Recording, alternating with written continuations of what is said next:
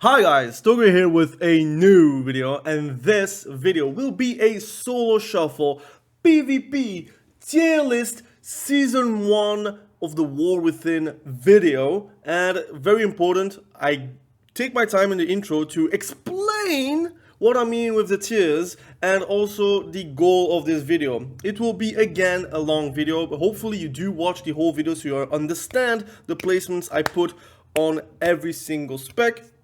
I played a lot of Soul Shuffle these past days, on my Enhancement Shaman, on even my BM Hunter, so I have a pretty clear idea of the meta, and this is only for Solo Shuffle, so it may be super strong in 2s, it may be super strong in 3s, it can be also super strong in solo QRPGs, but this is not the reality for Solo Shuffle, for example.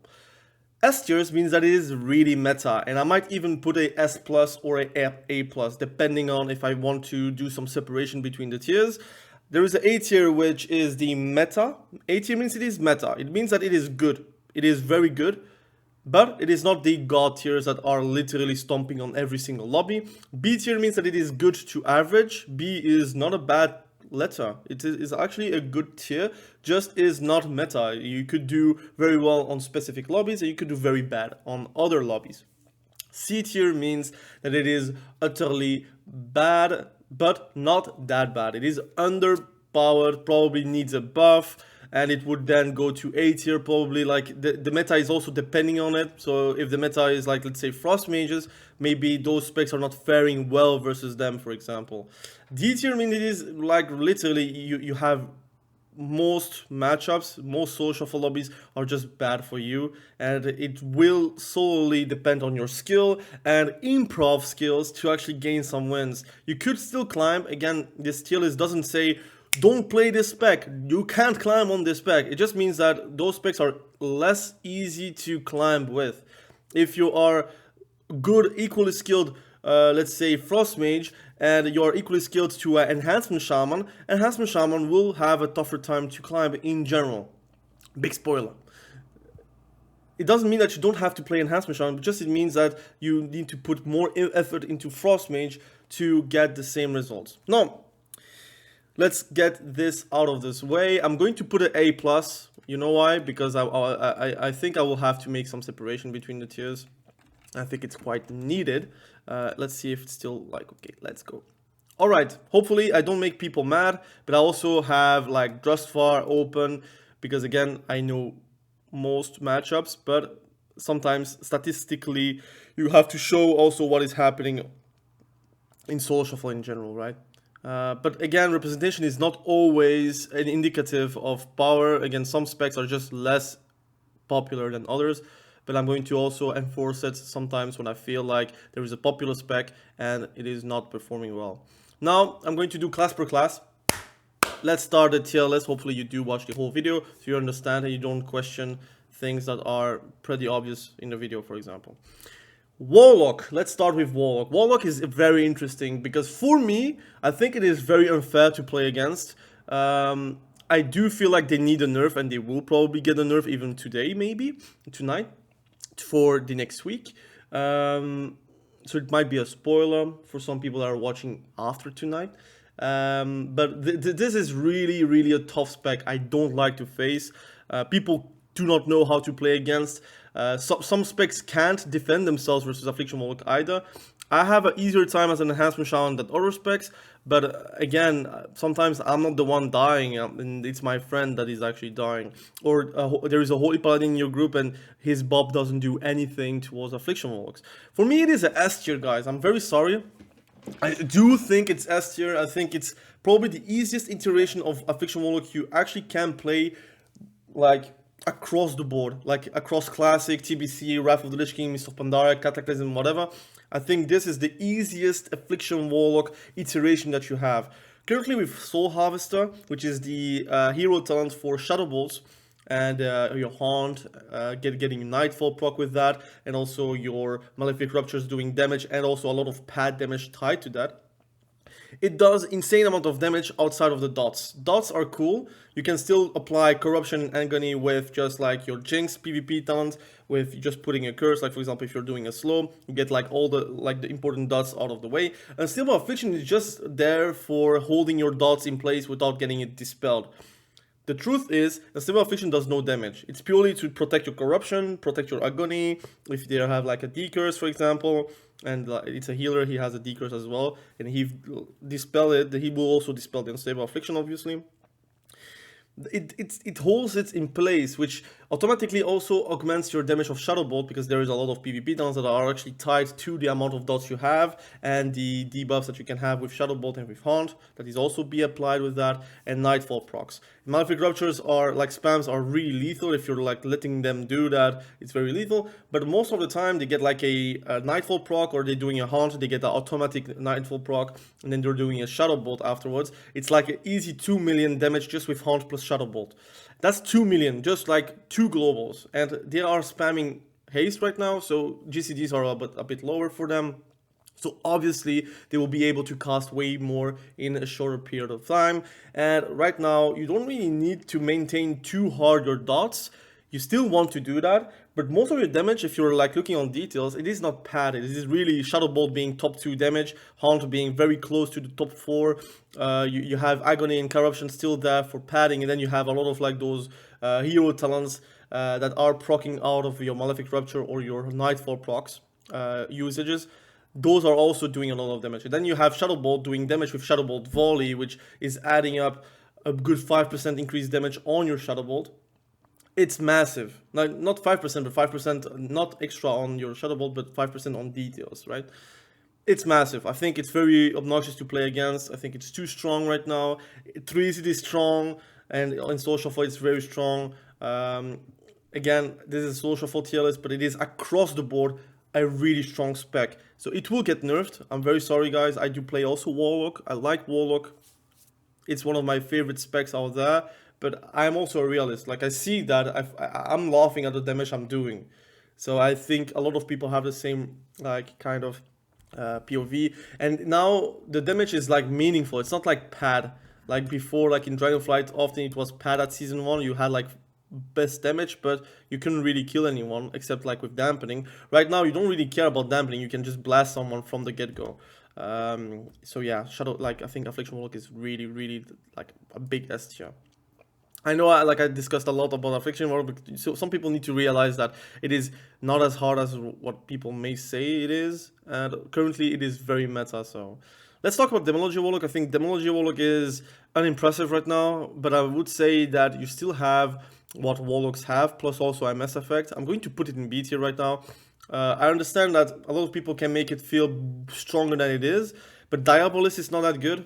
I think the damage is, again, coming from pets, which is cool, but I think there is a lot of things that are not really scaling well in PvP. I think Diabolist is one of them that are not scaling well.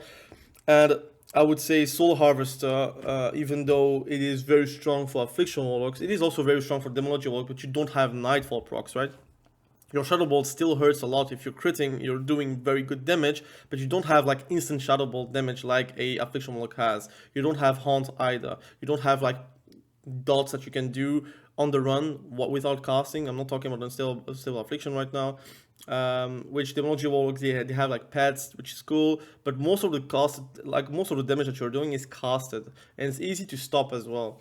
And with the amount of like big cleaves like Fury Warriors, Unholy DKs, Affliction Warlocks, even Survival Hunters, I feel like Demonology Warlock are like not that good right now. And your CC is not justifying the pick right now, but it is still average to good because you have the CC, you have LMS effect, you are kind of tanky sometimes. Again, it is not the tankiest spec right now. I think Affliction Warlock is way more tanky, although it's kind of the same to be fair, but I think it's more tanky because you're less stationary.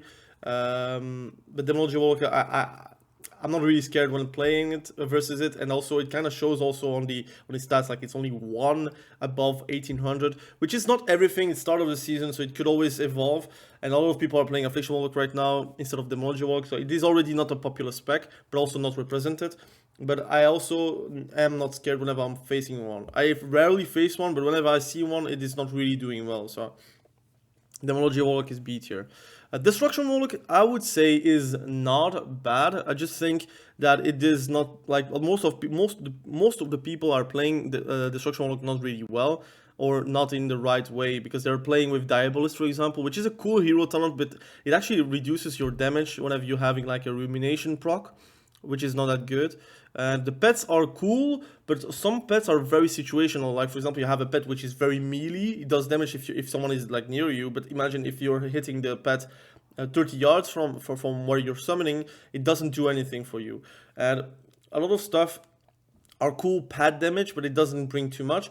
But then you have also Hellcaller, which is with Wither, which is more realistic because you're playing around instant cast as well. So you have instant immolation, which is Wither. You have your incinerates that are also instant if your hits, like every 6 seconds, for example. You also have your Conflags, your Shadowburn, which is also doing some good damage, but your Chaos Bolt is really doing kind of the same damage as the Shadow Bolt of Affliction Warlock, but you are actually opening up yourself on Chaos Skull. Double Mortal Coil is still very strong. I'm going to put it in A tier because I feel like it's meta, but it is on the lowest end of A tier. Like if I could put like an A-, it would be on A-. But I cannot put Demonology Warlock on the same tier as Destruction Warlock. It might be at the end I would put them, for example, like this. But I kind of feel bad for Demonology Warlock being C tier because actually the kit of Demonology Warlock is not that bad. And it just is like not really suited for the meta. It could change at the end. We'll have to see. Depending on who I'm placing everywhere. I'm going to talk about that. Let's pick up the pace. We have Warrior. Arms Warrior is actually very disappointing right now. I'm going to put them at B tier. I could even put him as C tier for the amount of like popularity it has compared to other specs. It is actually underrepresented as well. Only 10 over 1800 for NA, and for EU it's kind of the same, to be fair. Like even worse, it's 6. Which again, NA and EU don't really have the same kind of meta. Like some people don't play like more like so some like mains on NA are not the same as in EU, but I do feel like Arms is a popular spec in general, but it doesn't do well at the moment. Like I think Fury Warrior is just that much better right now, and it's an unfair comparison because maybe people play Fury because it's just that much better and Arms is not that bad. But the few times I played with an Arms Warrior, I feel bad for them. Like if they're playing Colossus, they're doing a Demolish, it does a lot of damage, but doesn't bring too much on the table whenever it's missing, or whenever you actually like incap him while he's doing it, like then it feels bad moment. You don't have a lot of utility as well. And I do feel like Slayer right now is that much stronger, but it also makes that Arms, why play Arms if you can play Fury Slayer, right? They have less mobility, they are less, in general they have also less Blaze Storms compared to a Fury Warrior because anger management is just way stronger on Fury than on Arms. And I do feel like Arms Warrior really misses the double Blaze Storm, which they had in Dragonflight. They took it away for some reason. For some reason, they put like a PvE talent instead. They could literally do a triple choice. Now I think it's the time to put like specs. I think the talent trees with some triple choices where you could have single target, PvE, and then a mix of both. But I think the change to Blade Master Torment, I think it's called, is really bad. Like not being able to double Blaze Storm kind of kills the spec in solo shuffle at least. The meta is also Frost Mages, Affliction Warlocks. You have that many annoyances for Arms Warriors to actually deal with that you are kited most of the game if they're doing well. So I'm going to put them at B tier. I wanted to put them at C tier, but then I have like other like C tier materials that I think Arms Warriors just are a bit more reliable. Fury Warrior, on the other hand, I think it's an A+. I'm not putting in S because I know representation, they are actually top of the crop, but you also don't have to remember, you have also a lot of warriors playing the game, right? So with the amount of warriors actually in game, it has okay representation if you're comparing to that. Like if you have, let's say, 10,000 players playing Fury Warrior, you only have 85 of them being above 1800, but you only have 500 unholy DKs, for example, and they have 75.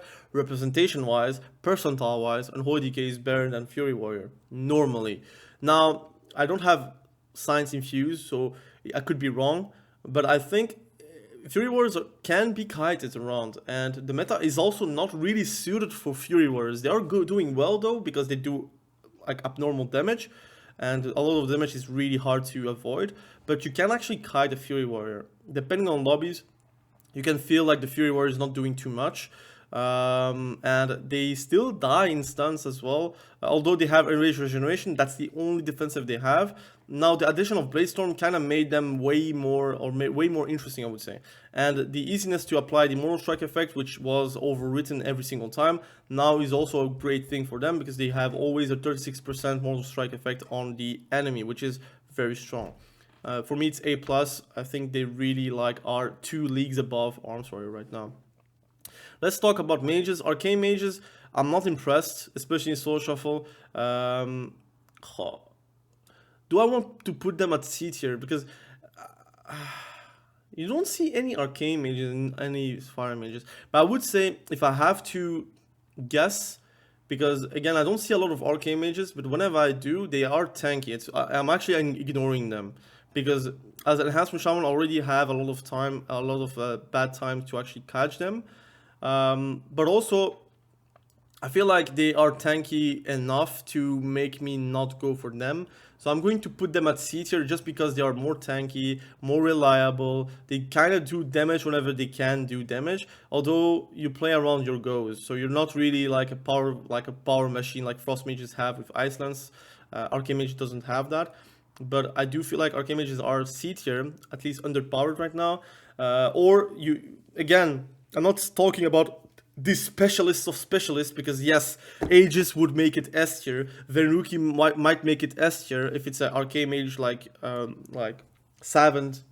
But I would say the normal players, like I would say out of 100 players, a lot of people would make them feel C tier, and some people will make them feel way stronger than it is. But in reality, it is just a C tier spec. It just is the individual skill that is actually making the spec work. Fire Mage, on the other hand, for me it's a D tier. I've seen a few Fire Mages do well, but they don't play Glass Cannon, which the results are they're not doing any damage, or they're doing a lot less damage than they should be.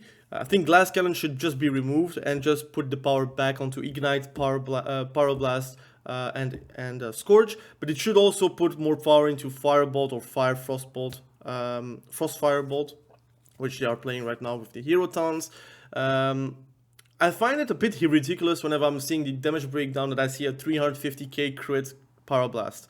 It feels very bad to see, because it does the same damage as a Storm Strike, which I am already complaining a lot about on Enhancement Shaman. So I cannot imagine the amount of damage that you're actually not doing as a Fire Mage. Your damage breakdown is like looking like Ignite doing top damage. Scorch is not top damage because it's about procs, but whenever you do a proc, it does more damage than a Power Blast for some reason. Fire Blast cannot do the same damage as a Power Blast. Phoenix Flame is the same. Really, damage is really mid. It actually needs a big buff, but you don't want to over buff it as well. So I don't know how you can do it to make it feel fair and that you're feeling like you're doing damage without making it like a combust and you're dead kind of spec. I do feel like they kind of need to rework on that. I'm kind of tired of like playing around combust and playing around like the damage that you are doing whenever you're doing your go and the damage you're not doing whenever you don't have a go. It should be more even, so you could actually do damage at all times like a Frost Mage is, but whenever you're popping your CDs, like for example Frost Mage pops Icy Veins, it does feel like it's a burst moment that you have, but outside of Icy Veins you can still kill some people. The Fire Mages should be the same in my opinion again. Frost Mages, S tier, I don't care. You can say, but Idle Survivor versus Marksmanship Hunter. Dude, Frost Mage is one of the most annoying specs to face in any Soul Shuffle. If you're a melee, if you're a caster, it is just annoying because Alter Time is so strong. Double Ice Block is so strong. I do feel like your roots are such a killer for any melee spec, especially, again, I'm an enhancement challenge. Normally, I should eat mages alive. That is my fantasy. That is since Classic the case. And right now, it is not the case. The case is I am rooted and I stay in roots forever. And that's very annoying. And the same for BM Hunter. I'm playing BM Hunter as well because I want to make it work. Very annoying, but I want to make it work. But my pets are always rooted. Always. I need to free them my pets every single time, and then they get rooted again. And it's the same for Fury Wars. Whenever I see a Fury Warrior go on Mage, they're like so desperate to actually touch the Mage that they just switch targets because it doesn't really matter anymore. And a Frost Mage not being the target makes them very annoying because then they can just do their maximum damage. Although, whenever they're like trained, they still have like great damage because they're playing around their Icelands and their like fortes, I would say. But still, I think Frost Mage is in a space where it's very hard to nerf it, because if you do nerf it, what's the fallback for Frost Mages? Because Icelands is actually doing like that much damage. But I think it's a design problem. They decided to put a lot of power into Icelands instead of like doing Frost Bolts, doing Glacial Spikes, doing Ray of Frosts. They could do more power onto the Orbs, for example, onto Blizzard, for example. Cone of Cold is like still a meme. Would be nice if it was not a meme, but it would have been more fun, I think, in my opinion, to have Frost Mages cost a bit more because of the power that they have currently with Icelands. If Icelands is very strong, but casting power is also very strong, they actually have a choice. But right now, sometimes they just don't cast, they just wait until they have like Fingers of Frost, Brain Freeze, or just in general like a go that they can rely on. Frost Mage is really strong, like absurd strong. People might hate what I say though. Assassination Rogue, ooh, I'm going to put them at... That's tough. I want to put them high, but I understand, like, again, you kind of ruined by Evokers being able to dispel your bleeds and your poisons.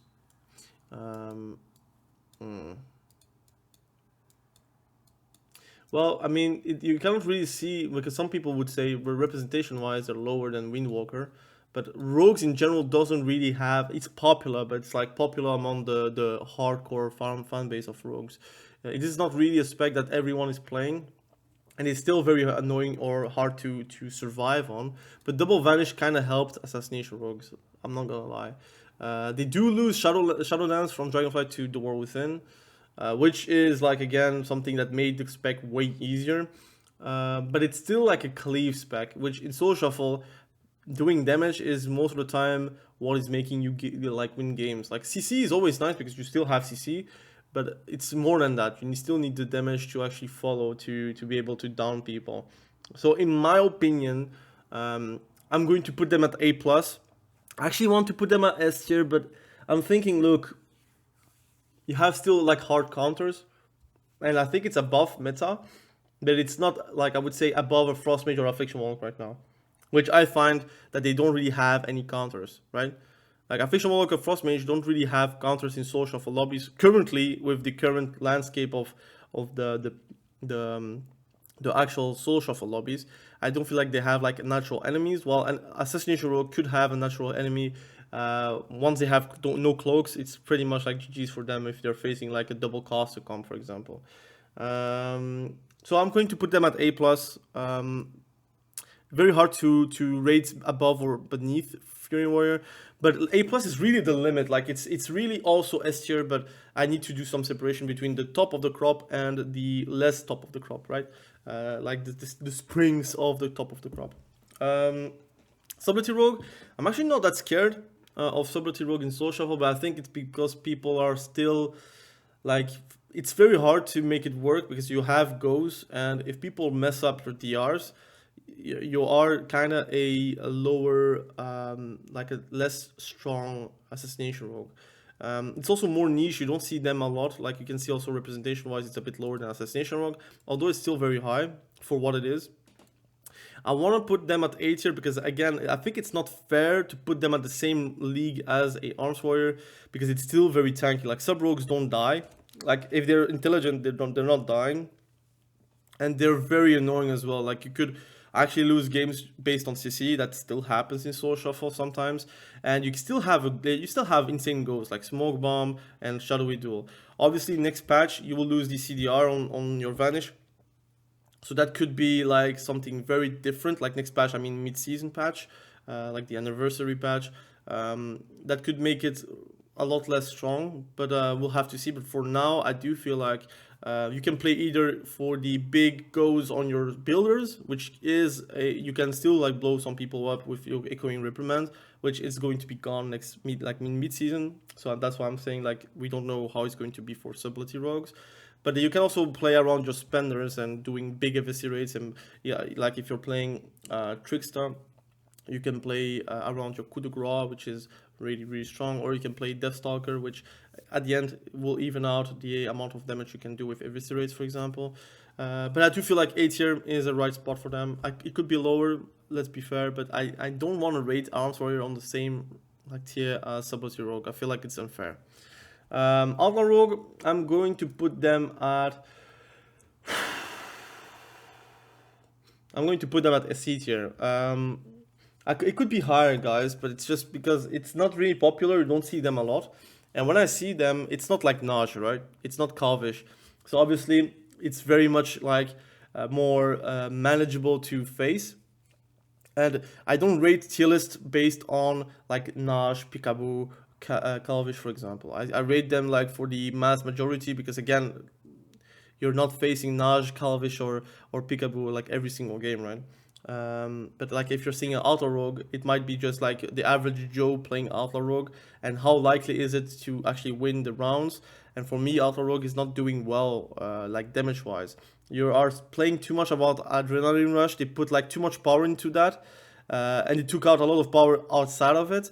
You don't have like Shadowlands anymore, which was a big thing to actually have those between the eyes procs with the dispatches, which is now available through Shadow Melt or through vanishes. So you have to offensively vanish to deal damage, which is very annoying. And then you have still like your Killing Spree, which is very important and very strong. Like Killing Spree is actually doing a lot of damage, but you still can get CC'd while doing it.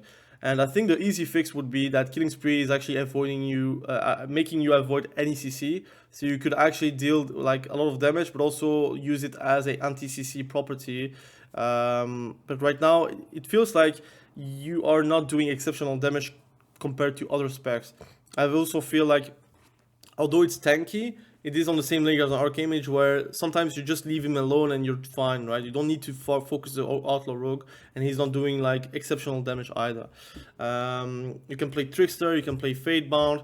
Fatebound is more reliable, Trickster does more damage, like if you're doing it correctly, but it is very annoying to do it correctly. So Outlaw Rogue is still a mystery. I still like try to look like what is happening with that spec, but I think it just needs a buff on single target. But it is still a spec based around PvE, about like multi-target with their Blade Flurry. So they need to actually repurpose the spec into more of a single target like spec by just doing a choice node on Blade Flurry. Instead of having Blade Flurry for AoE, you could have a choice node where it augments your damage for single target, for example. That would help the spec, but I don't know if they're going to do that ever. Evokers. Augmentation Evoker is actually strong, but I don't see them a lot. But I think in Soul Shuffle, since the amount of coordination that you need to make it work, it doesn't seem like that lethal. So I'm going to put them at B tier, because this, like, it has burst, especially with the 2 set. It has some burst, but consistent damage is not really there, in my opinion again. Skill Commander, it's like, again, being able to move your Breath of Eons and such is something that you can play around. You're not really playing Chrono Warden, if I'm not mistaken. Like, that's more of a preservation kind of thing. But I do feel like Augmentation Evoker, they do well. They do way better in solo queue RPGs and 3s, because you have more coordination, and in solo queue RPGs you have less, like, it's more chaotic, so it also works well. In Soul Shuffle, it's like an in-between. It's like more chaotic than 3s, but it's less chaotic than solo queue RPGs. So you are still like playing around CDs. And I do feel like Augmentation Evoker, they kind of need to be able to be on a voice chat with the other DPS to be able to do maximum damage. But for me, it's going to be B tier. It means, to be fair, I'm going to put them ahead of Arms. I know some people may say, but how come nobody's playing Augmentation Evoker? Remember, like Drag tier, the race for now is the least popular race in general, but also the classes are not that popular in general, because some people are like me, they don't like to play like a city race until they fix that you can play as a Blood Elf. People are not going to like play that. And some people don't like the feel and the play style of like Evokers in general. So kind of like remind yourself about that. But I do feel like whenever you're seeing an augmentation evoker, it is kind of tanky, supports very well, does way more than it shows, and for me it is doing pretty well. But again, it's not popular. I don't think it will ever be popular. Devastation evoker. I'm sorry, guys. For me, it's a clear S tier. You can say everything you want. It is not a popular spec, first and foremost. It is top of the crop in EU, best representation. For the amount of people playing Evoker, it is insane. It is very hard to stop an Evoker, like a Devastation Evoker, because Disintegrate feels bad to kick, because they have so many skulls, it doesn't really matter anyways. They have insane burst, and Skill Commander is so annoying to deal with. You have Flame Shaper as well. I don't see them at all a lot, but whenever they play Flame Shaper, they are less interesting. But Skill Commander just makes them like, it's way easier to play Evoker at that moment. Like Disintegrate does too much damage, way too much, and being able to move on your deep breath is actually way stronger than I thought before the War Within came out. I thought it was like more of a meme kind of thing, but actually it is not a meme. Like it is actually like very valuable. And for me, Devastation Evoker is crazy, man. It's one of the craziest spec. I would even say that it is above Affliction Warlock. I would even say above Frost Mage. I've changed my mind on a lot of stuff, but I do feel like, and I believe it in my heart, Devastation Evoker is the best caster in Solo Shuffle, and I could even say Solo QRPG for that matter. But for now, it's Solo Shuffle tier list. The Solo QRPG will come, the tier list. I don't think this week, but maybe next week. But Devastation Evoker is crazy to face. I hate to face them. I hate them. I actually hate them more than a Frost Mage, and that is telling a lot. And I'm playing Enhancement Shaman, which normally I'm a anti-caster, which I am not right now. Like, it is not possible for me to deal with them.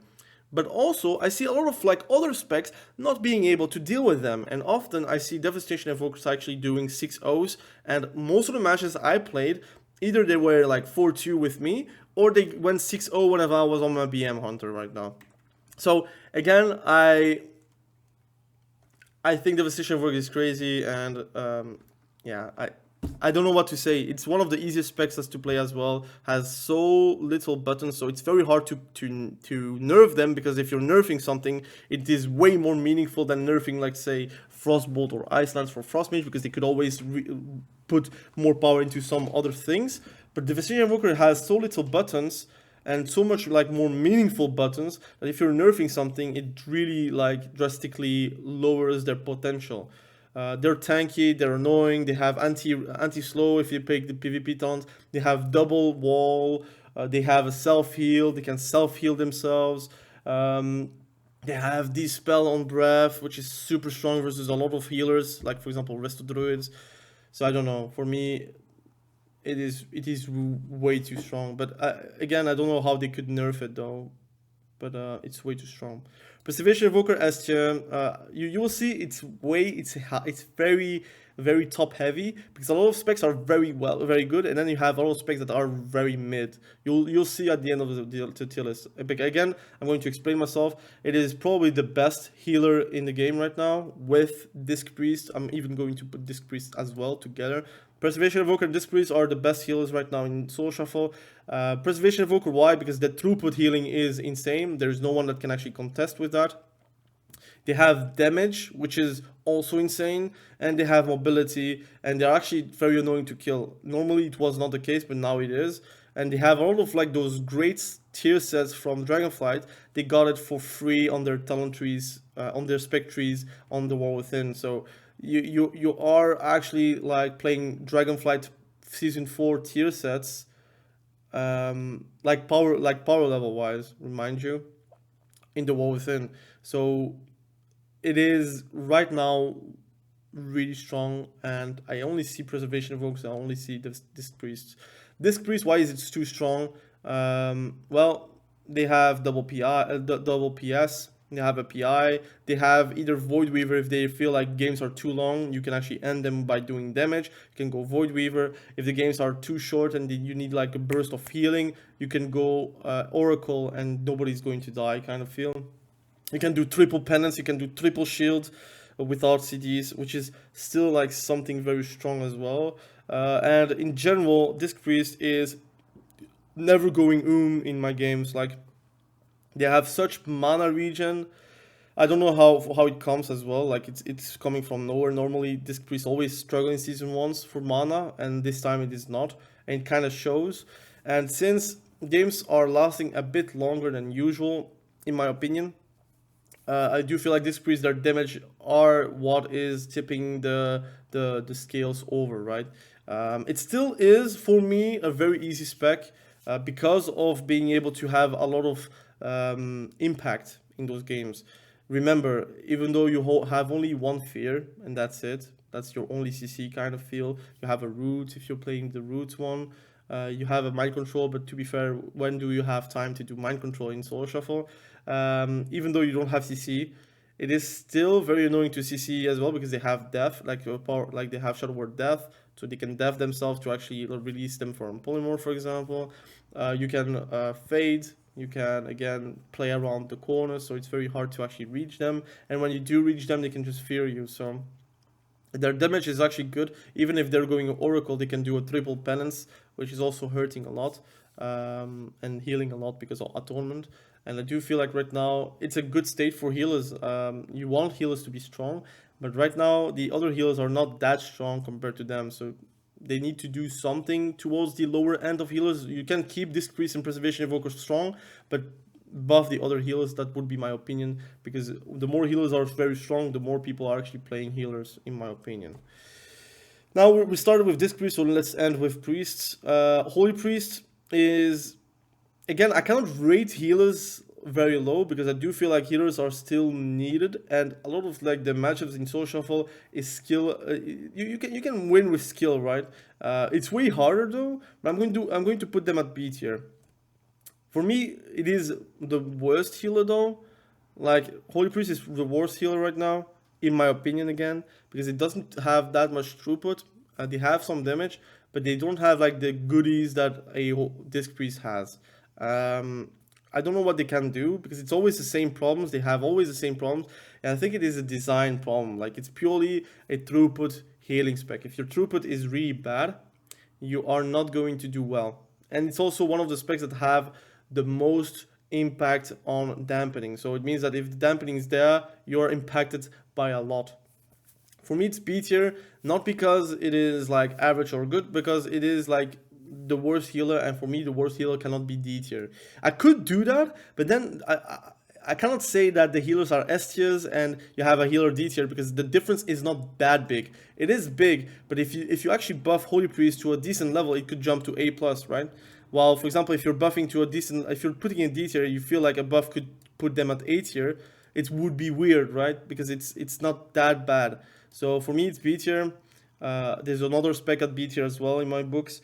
But right now, Holy Priest is the worst, but they will get buffed eventually. Don't worry about that. I don't really know how come, and some people may say that, look, Holy Priest is okay, but I want you guys to show me like why is it okay. So if you want to tell me why is it okay, please tell me so I can discuss with you guys. Shadow Priest, for me it's A+. It's very strong. It does a lot of damage. I think it's a bit tanky as well. It has no mobility, but sometimes no mobility is not really a sin. Like, Affliction Warlock has more mobility, obviously, because they have Portal and TP, but sometimes they just stand still and they do a lot of damage. Shadow Priest is kind of the same as well, especially if you're playing Archon and you're doing the Halo. Of course, they're going to try to stop you on Halo, but if you're doing Halos, it's going to be able to give you a lot of insanity procs, which is going to do a lot of damage for you. Like, the damage of a Shadow Priest is actually very decent, very good actually, like insane good. But you also have the CC, you have a silence, stun, fear. and you could do it in any sort of way if you want to. But if you're using your CC on the healer, often or not, they're going to trinket it from the they're going to trinket it from the get-go. And depending on your friend, if you're playing with a Fury Warrior or an Affliction Warlock, or like in your slow shuffle lobby, you have a great DPS. A CC rotation kinda is the only thing needed to actually score a win. So aside of their damage, aside of their off heal, because they are actually off healing a lot, like regening a lot. Aside of that, and outside of the CC, you have everything together, right? So I do feel like for me it's A+. It is not S tier because this is not a free win at every lobby. Some lobbies are harder than others, but if you're playing like versus double DKs, for example, and you have like, let's say BM Hunter with you, you kind of get destroyed, right? But in normal lobbies where like everyone is S or A+ tiers, you could do very well. It's about, like, again, it's a hard spec. I'm not gonna lie, it is hard spec to actually to play with, because of the CC that you have to do, and you need to have a bit of knowledge. But the average Shadow Priest is actually very good. So for me, it's going to be A+. Now let's talk about hunters. BM Hunter. I'm going to shoot my own spec, guys. I do feel like it's D tier. I want you guys to show me evidence of BM Hunter actually doing what BM Hunters are meant to do. Right now, BM Hunters are not very well represented while being a popular spec in general. You have only 3 above 1800 in NA, and EU you have only 9, and in EU you have a lot of hunter mains that are only BM Hunter mains. Same for me. I frankly only play BM Hunter, and sometimes I play MM just to have like shits and giggles, because it's very strong. It's very strong, very annoying to deal with. And I think BM Hunter kind of needs the rework from the mid-season right now, because they're going to get reworked again on their spec tree. A Cobra Shot will have a bit more of a space to be interesting, and I do feel like Cobra Shot will be interesting in the near future, but they still have a problem with Mastery. I think Mastery is still only for pets, and it will probably still be like this. But I think Barb Shot being not affected by it, Kill Shot not being affected by it, Explosive Shot not being affected by it, even Cobra Shot not being affected by it, kind of sucks for them. Their damage is lower than most specs, and we are talking about BM Hunter, which, to be fair, if they don't have damage, what do they have? It's not like they have crazy CC that is like unbreakable, because it's not the case. You have to play like the Ice Trap, for like the PvP talent for a freezing trap to not be breakable or not dispellable to have a great time. But even then, you're actually lowering the CC potential on it.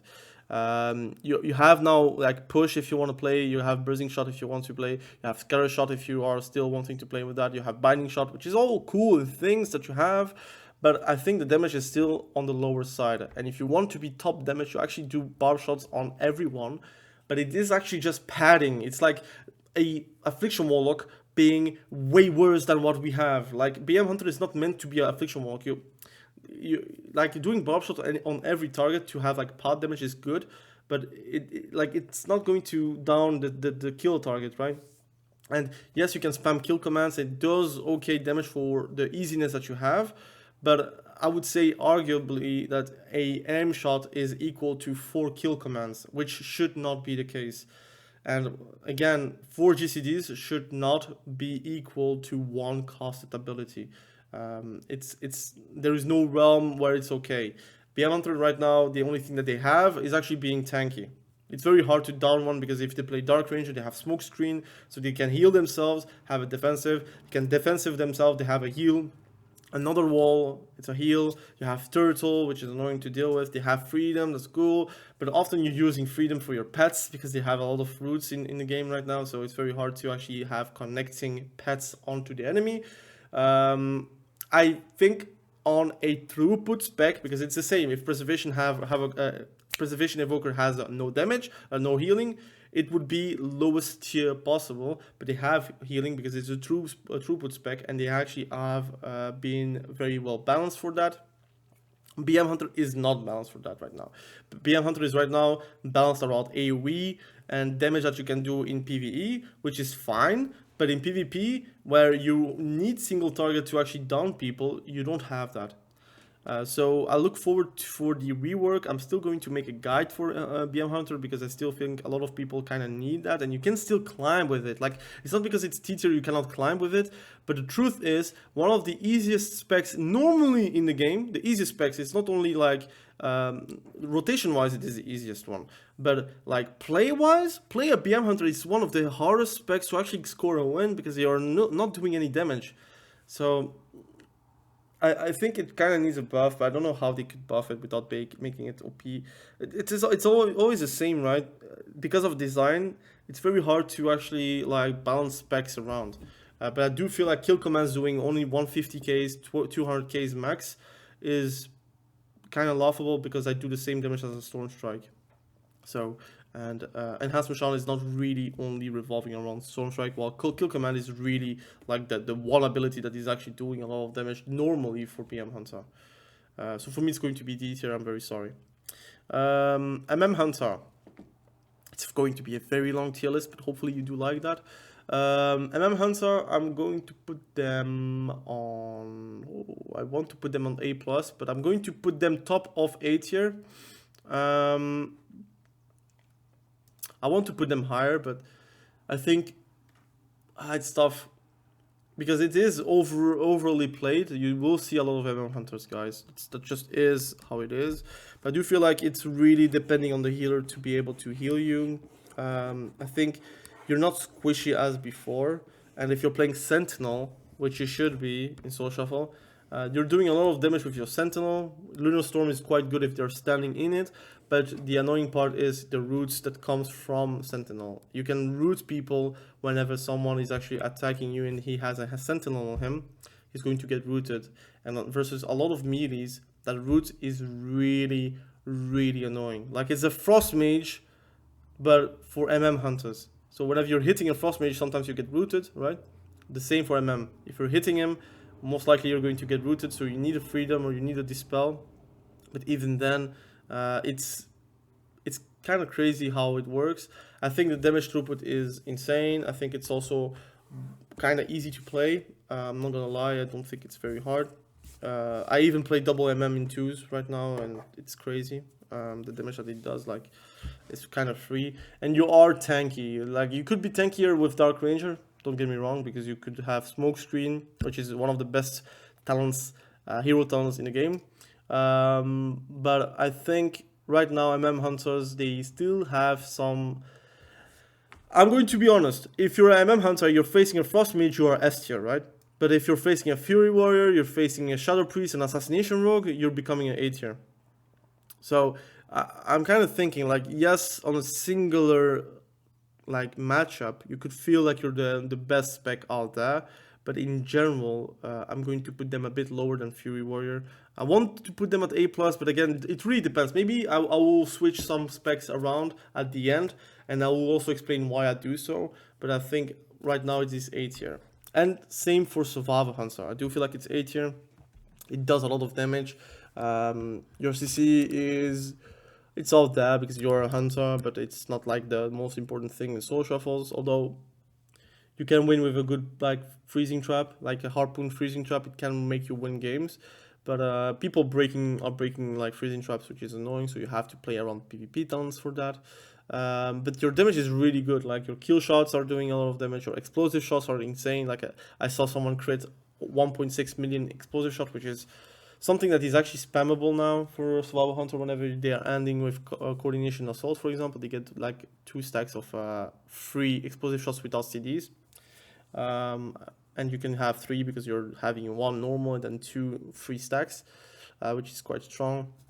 You have your, again, your bombs doing a lot of damage, a lot of pad damage, but it is still a lot of damage, and it is AoE. Mongoose Bites, I see them like crit for a high amount. Again, you need to crit for that, but sometimes you don't crit and it does still a lot of damage. And yes, it is like one of the squishier specs because you're melee, but realistically you're actually a range spec. So you could be caught because of that, but that is the case for a lot of specs. So for me, that is not going to be the detrimental factor to make it lower. And if I have to compare it with Arms Warrior or Demonology Walk, I think Survival Hunter is just stronger. Is it hard to play the spec? Yes. Is it stronger? Yes. Elemental Shaman. Now we are in the Shamans, and I'm going to be truthful to what I know. So Elemental Shaman, even though they are like quite low, I do feel like they have some power. But you can see, like, for example, they have only 14 representation here. I still think like Elemental Shaman has some issues with dealing with a lot of the current top of the crop specs. Elemental Shaman is not that good versus affliction Warlocks, for example. Frost Mages, which is a spec that normally should do less well versus Elemental Shaman, is not casting. So a Growling Totem is only stopping 1 or 2 ice lances max, and your wind shear, you cannot wind shear anything that is not like instant, right? So you cannot wind shear a ice lance. That's what I mean. So unfortunately, I do feel like it's B tier based on that fact.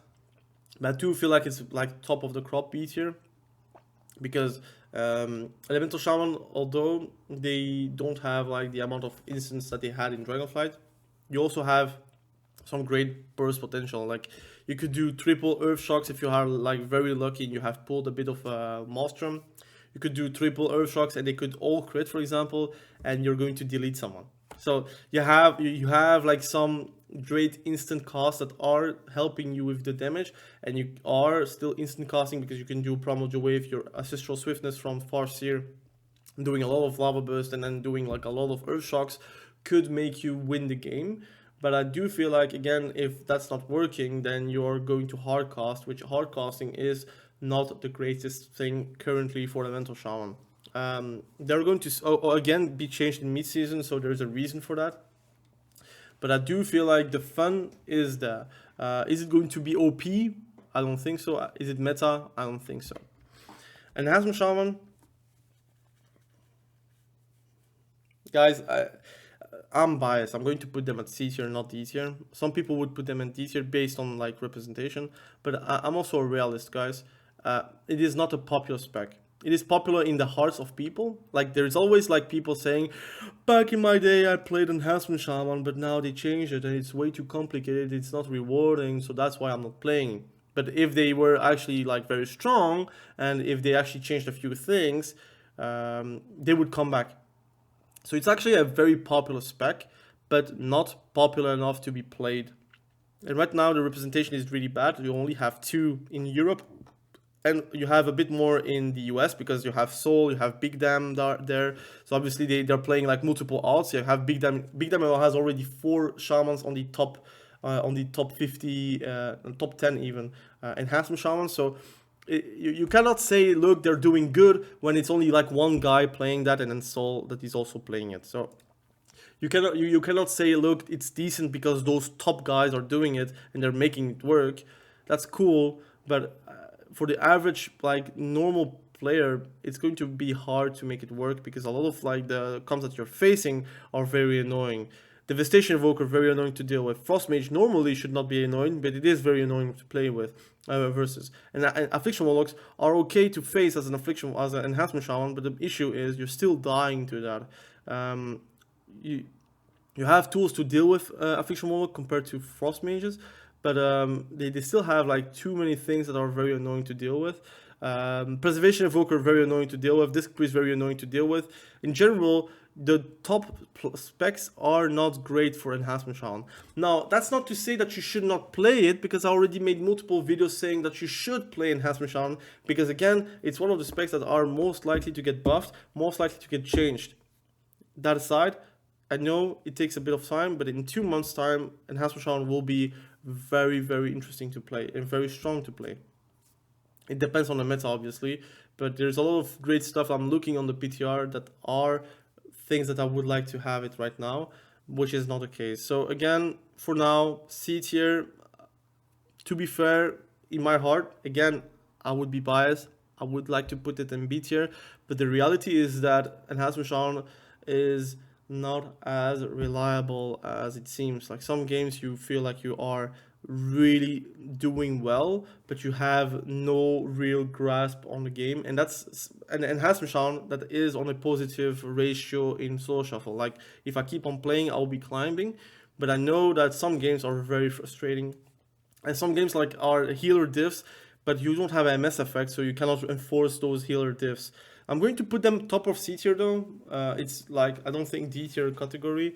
It's closer to B tier than D tier, so for me it's going to be C tier and very close to B tier. Just needs a few buffs, to be fair. Resto Shaman. Resto Shaman is going to be A+. I think it is very interesting to play, very strong to play, has a lot of utility. In solo shuffle with the chaos, you can actually thrive, and you can be very aggressive as well. And you're not costing too much these days, and you have a lot of shielding as well with your hero taunts, which you didn't have before the War Within, obviously. And you're kind of good versus the top specs, right? Like for example, Resto Shaman versus Casters are notoriously great specs to face as a Resto Shaman. But whenever you're feeling like you're playing versus unholy DK Fury Warrior, then it becomes very painful because they could just switch on you and you're dying. That's why they are lower than Disc Priest and Preservation Evoker, but it just takes like a little buff or just a nerf for Disc Priest and Preservation Evoker to see Resto Shaman actually creeping up above them. Let's talk about Druids. Feral Druids. I'm going to be biased, but I do feel like for me it's a big A+ spec. I do feel like it's A+. I think right now Feral Druids are insane. The damage is really, really high. They are tanky as hell. They now do regrowths of 800k for some reasons, which is the same levels of healing that I could do with Enhancement Shaman on most games. And it's all instant because they get procs for that. But also they are very mobile. They are like doing big bites. They have dots. You could play Feral of the Claw, which is actually making Feral Druids way more tanky with enraged regeneration on their cat form, and they can switch to bear form and then go back to cat form and maintain the armor and the tankiness from your bear form onto your cat form, which is crazy. They have fluid form, which is also helping a lot, and in general it is a great spec. Obviously it is not like a spec that you see popular, but I'm going to say that in EU I see a lot of Feral Druids, and in US I don't know, but I know a lot of Feral Druids are now very popular because people are now playing way more Feral Druids, and it does make it work because of the increased tankiness that you have as a Feral Druid. Now I know that this is like controversial, people will bash me on it, but I do feel like it's very strong and it is underestimated. I just think popularity is not always equal to representation and a representation on the ladder. Because right now Feral Druids are not, they are more popular than before, but they are not like this spec that someone will play out of the blue because it's strong. They are still not going to play, but the many people that were playing Feral Druids, even whenever it was kind of terrible, they are now like power farming. They're like very strong, very annoying. You can deal with a lot of the greater specs out there. I do feel like in threes it's a bit stronger in solo shuffle. I don't know if it's also like top tier as well. You know what? I'm going to put them at A tier. I'm at top of A tier. Because I'm thinking like, if for me in 3v3 they're stronger, in solo shuffle they are still like, the problem is you rely on allies as well, and you cannot rely too much on Cyclone because you're getting kicked as well, and most likely you're like playing around mastery, so you don't have the GCD, so you don't have the cast time for it. But you're tanky, you're very annoying to deal with, and I do feel like it's meta, and it just takes just more players to play to actually realize it, I would say. Resto Druid, I would say they are A tier. I want to make separation between those specs. Why? Because I do feel like Resto Druids, their throughput is lower than in Dragonflight because of like the lack of stats. And the lack of stats actually shows pretty heavily. You are definitely way more interesting than in Dragonflight. That is a fact, and I do feel like in later seasons, wherever you have like a bigger pump on stats, you're going to feel way more fantastic.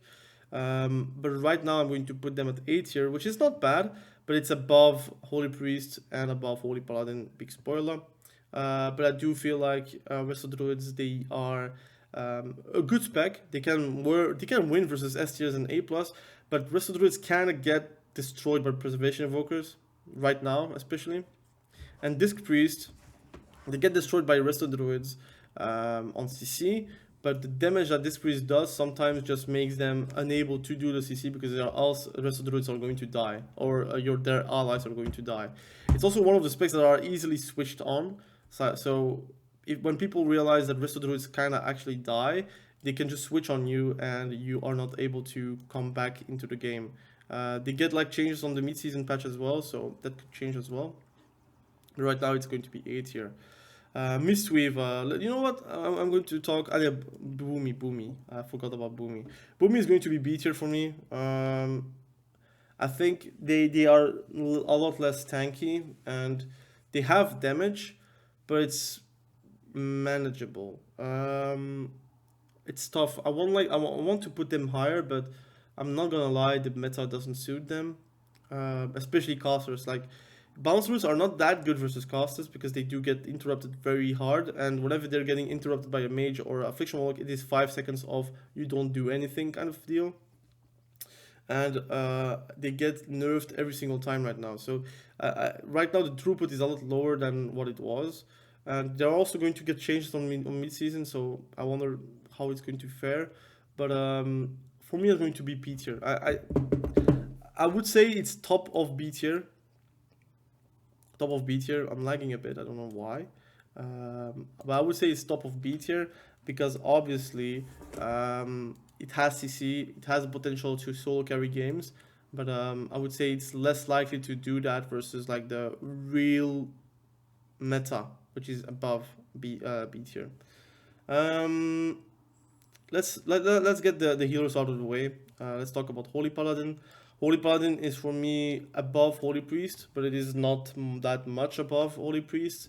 I'm rating the healers on the end of the tiers because I kind of rate them versus each other. I cannot really rate them like the same as DPS, so that's why it's on the lower end of the tier. But Holy Paladin is very strong versus melees because they have BOP, but versus casters they are like very, very hopelessness. So they don't really have the tools to deal with that, and they should get those tools one day. I don't know why they do not do that, for example, for them. But Blessing of Spell Warding should be a choice node for BOP in the class tree, so you don't need to spend like time having BOP while they don't have any value for BOP. They have throughput, that's true. They do get when the games are long. A lot less than I would say start of the season, like start of the preseason, where people were still like wondering which playstyle they should go for because they don't have Daybreak anymore, which has been removed from Dragonflight to the War Within. The lack of stats kind of makes them still okay, but I think it needs a few things, like for example forbearance not being like important anymore, which is going to be a change in the mid-season patch, so it's going to be big. You can do Divine Shield although you are like having a forbearance on yourself, which is going to be very useful because then you will not be able to die directly, so that's a good thing. I would say that Holy Paladin, like if they get buffed, it could easily go A+, right? So right now I'm going to put them same level as Holy Priest. And then Retribution Paladin, I would say right now, I actually rate them quite high. But the truth is that even though it's popular, it is lower than Windwalker, which is kind of crazy. So for me, I'm going to put them on A tier, but on the lower end of A tier, maybe above Survival Hunter. The reason is that I do value Retribution Paladin very hard. I do feel like Blessing of Spell Warding is a good thing to have, especially on Retri. And you have burst, you have damage, you have some off heals as well, although not big, but you still have that. And you are kind of tanky, like you have Shield of Vengeance, you have your Aegis, you have Divine Shield whenever you have it. So you have the capacities to be impactful, but you are still Retribution Paladin though. You are squishy at times, and then you're tanky at times. But whenever you're not tanky, you are definitely very squishy, and you're going to go down. And depending on who you're facing, it's very annoying to have impact. I would say, for example, if you're facing an Affliction Warlock with a Frost Mage, you're not really moving too much, and that's the issue I see. Although you have now ranged spells, it still needs to be melee to have its full capacity in throttle, right? So I'm going to put them at A tier right now.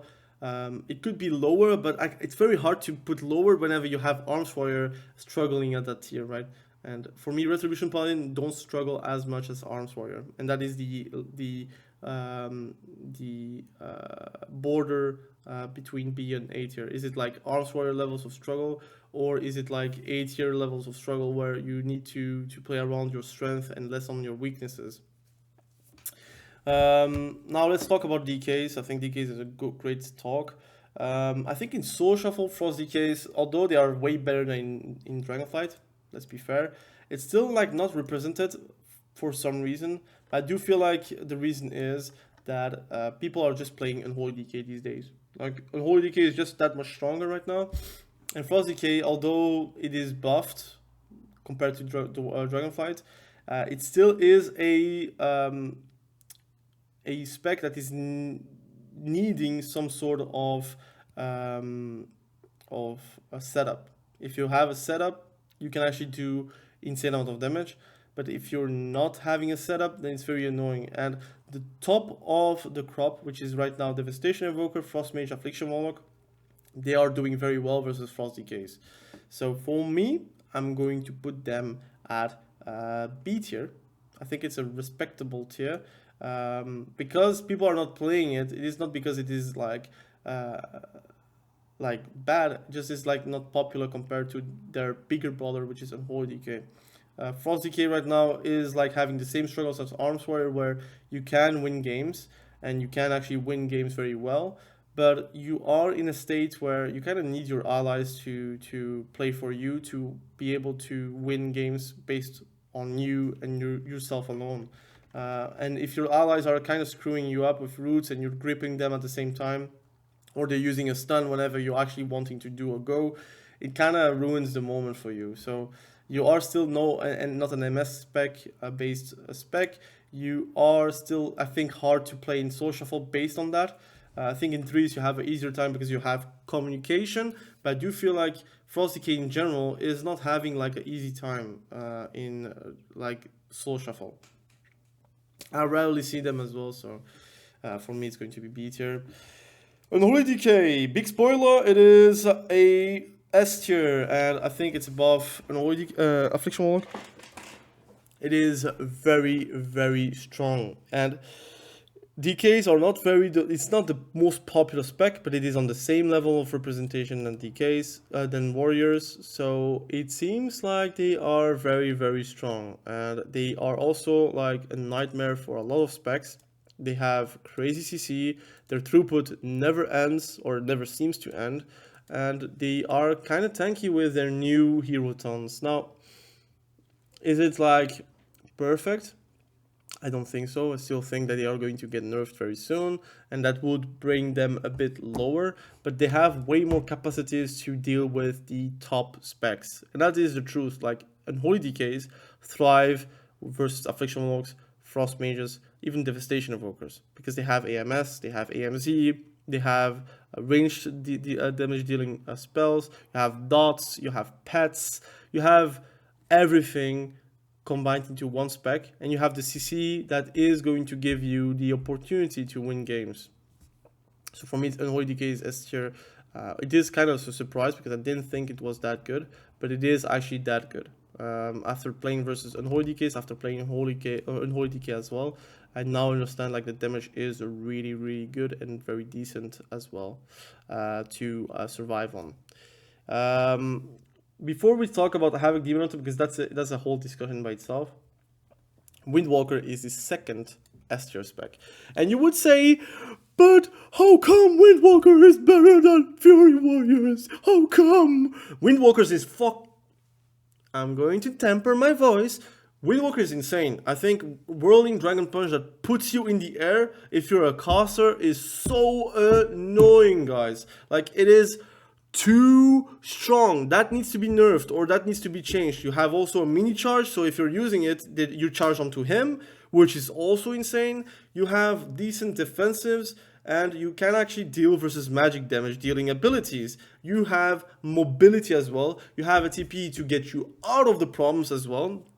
You have some self heals, which is not very big, but it is enough to be existing, and you are pumping at every single time. And versus melees, how come? You have Feast of Fury, which basically makes you parry everything, so a Fury Warrior is not as much as a problem. That should have been a problem whenever you didn't have that, for example.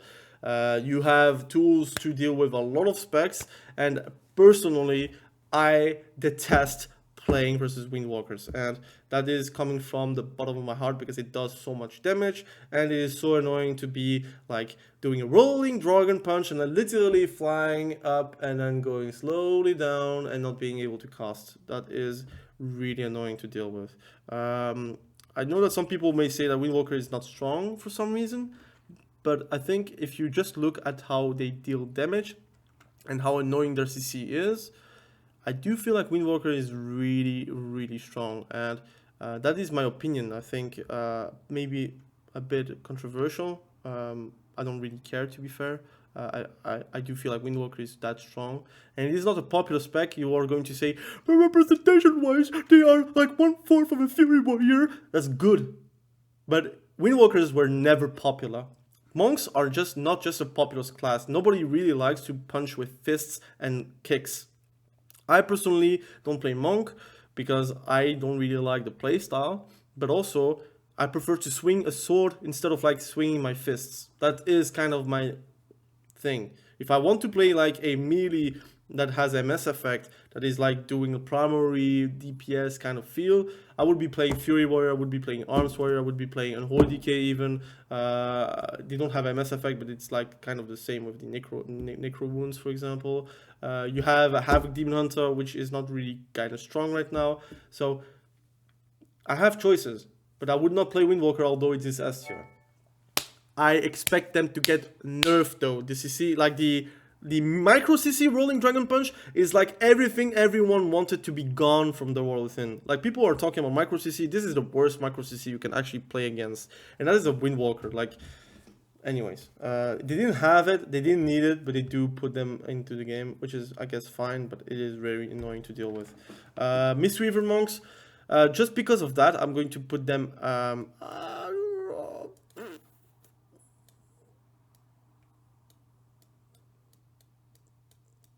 I'm going to put them on B tier. I think there is a world where you have Soul Shuffle, which is, again, showing the weaknesses of Mistweaver monks.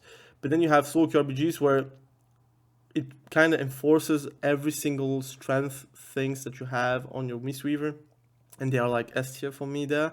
But in Soul Shuffle, it is nowhere near that power. So you see that it's very hard to actually buff and nerf things compared to brackets.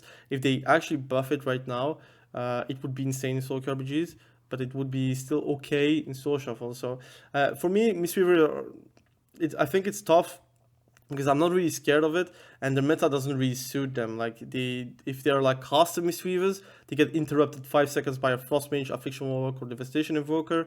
And if you're playing versus a Restoration Shaman, you get kicked like left, right, and center. You don't really have a lot of like defensives for yourself to be out of a CC.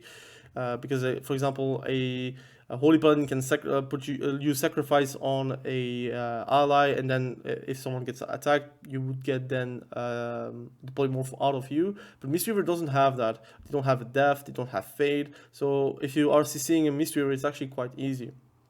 I think it's quite lobby dependent, and if you're playing Fist Weaving, it's good versus pets, but what do you know? Demonology, Warlock, and BM Hunter are not that popular these days, so you don't have the power that you would have with just Fist Weaving. So for me, it's going to be B tier. Again, B tiers for healers are like, again, the worst healers, but just a buff could like change a lot of stuff for them, but it depends on what buff it could have. Now the last spec is Havoc Demon Hunter. It has been a very long video, but I'm sorry, but hopefully you did enjoy the video. Havoc Demon Hunter is actually doing not that well, even like representation wise. 6 in US. In EU you have a bit more, which is 9. In general you have all of like Demon Hunters as well in EU, but they don't seem to do well, but I think it's based on the meta. The meta is right now very unfriendly to Demon Hunters. I see also a lot of Demon Hunters struggling with basic surviving, and that is something that they didn't really care about in like in Dragonflight. But the truth is your leash is a lot lower, so you have a lot less passive healing on yourself. You are not as decent as it was before, but the good thing is the only thing that they can do is buff you now. So there is no nerf that is going to come onto your way, but you kind of are in the same league as an arms warrior. I'm not going to say that they're like us enhancement Shaman, because that is not the case. Like, I think Havoc Demon Hunter can still win the games based on their damage. They can do still decent damage, but they're nowhere near the powerhouse levels of Havoc Demon Hunter. And for me, currently, there's a caster meta. And you would say, but why is Windwalker there? Why is Assassination Rogue there? Why is Fury Warrior there if it's a caster meta? Well, those specs are actually functioning with casters as well. Like a warrior with a Frost Mage versus, I would say, a Windwalker and a Affliction Warlock. The Fury Warrior has a decent time in that lobby. Fury Warriors in general, whenever it's strong, it is actually good versus everyone and with everyone. Now, it is still like annoyed by, let's say, a triple caster lobby. That is going to be a nightmare for Fury Warriors, but like Fury Warriors thrive into hybrid lobbies, which, to be fair, you have enough amounts of DKs, enough amounts of Windwalkers, enough amount of Assassination Rogues to have those hybrid lobbies. And that's why, for me, it is a caster meta. For some reason, it is a caster meta. In Soul Shuffle, Soul Shuffle. I'm talking about Soul Shuffle. It is a caster meta because there is a lot of specs that are doing insane amount of damage being casters. But it doesn't, don't need to forget, you have MM hunters that are like literally enemies for Frost Mages. Like Frost Mages are getting deleted by them. So if you really hate Frost Mages, just play MM. You have Feral Druids, you have Sub-Rogues, you have Retribution Balance and Survival Hunters. They are not ranged.